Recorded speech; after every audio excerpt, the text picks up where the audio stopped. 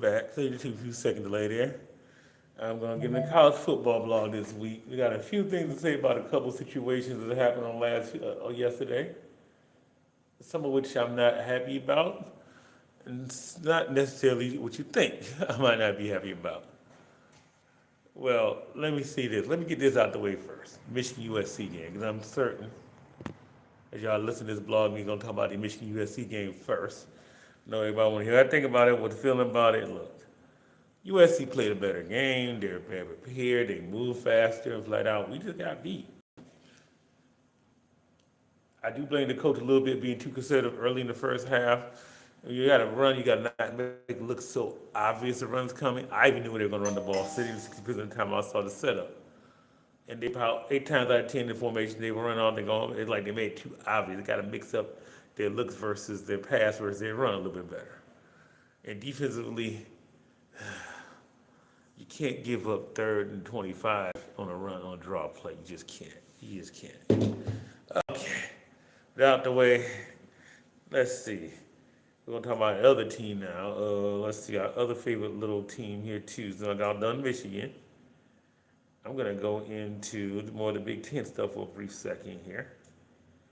Somehow, I think State was actually off yesterday, mercifully for you them. They actually got to play Indiana coming up. That's gonna be ugly fast, and they're playing Indiana. So if you Sparty fans will hear this, y'all want to get some glee out of Michigan losing, y'all whooping is coming. Ugh. Y'all got that's gonna be another 3-game losing streak, and the fourth after you lose to Michigan the following week. Okay, that's done. And I dropped the mic on that one.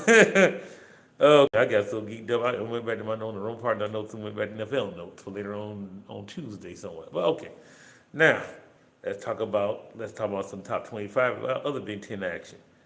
Probably the game of the day. Probably the game of the day. And man, there's a couple I want to pick out of here. Well, the best matchup on paper was Oregon and Indiana. And like I said in the previous part of this video, I am impressed. Hey, look, I'm gonna say this much: I'm impressed with the Hoosiers. I mean, I made jokes about them being basketball school, and I'm telling you a story from about a day ago. I actually went down there on a business trip to Indiana.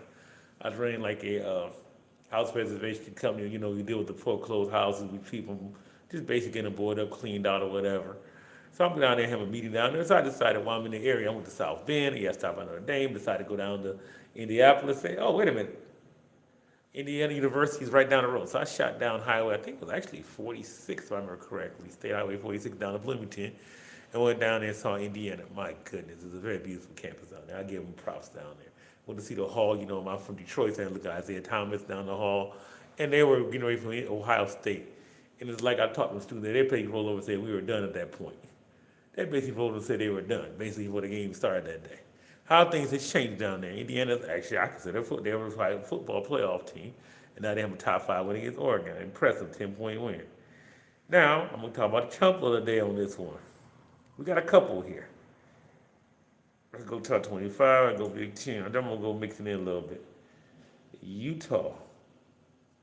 And Utah destroys number 21 Arizona by a doggone 4 touchdowns plus. That's just ugly. Ugly.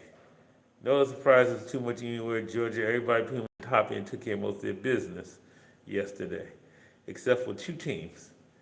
Number 1, Texas. Shocked that out of me. They just look, I guess maybe I'm going to look at Arch Money. I watched some of the game. I've been kind of, let's see what he actually did yesterday, because I ain't going to lie to say that I was much impressed with anything he's done lately. He ain't doing much in this game. But he didn't have a turnover of blues, and he was very efficient. I'll get a 23-6 victory to Texas their defense. They must have showed a big time. Archie didn't have a big game in that game. I remember that. I had to go back and look at that. And I was like, wow. Here goes the other big upset of the day. Unranked Northwestern to beat somehow still number 3 ranked after 2 losses Penn State. Penn State's probably a highly overrated football team.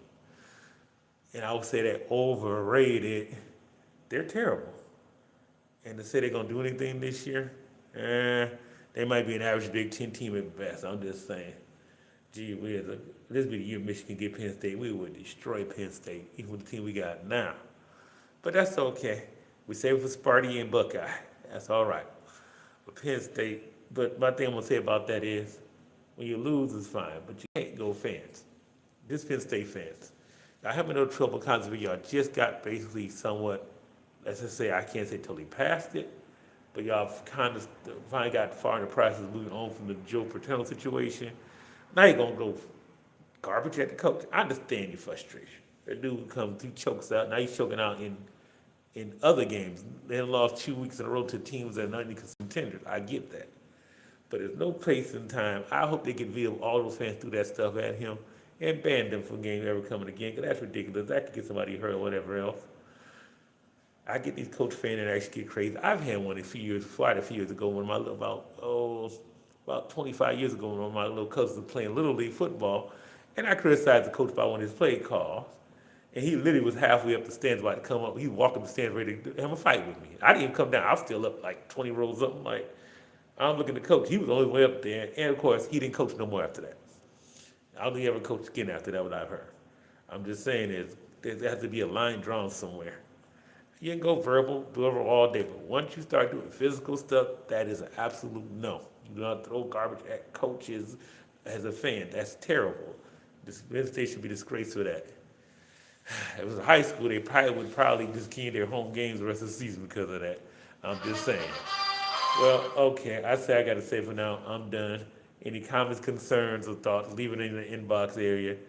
And yeah, shout out to Texas beating Oklahoma. Reg, if you see this video, sorry, can't have them all, right? See, you got the Michigan over Oklahoma, right? And I got the Wisconsin over Michigan over Wisconsin. That's it. That's all I got to say. Bye.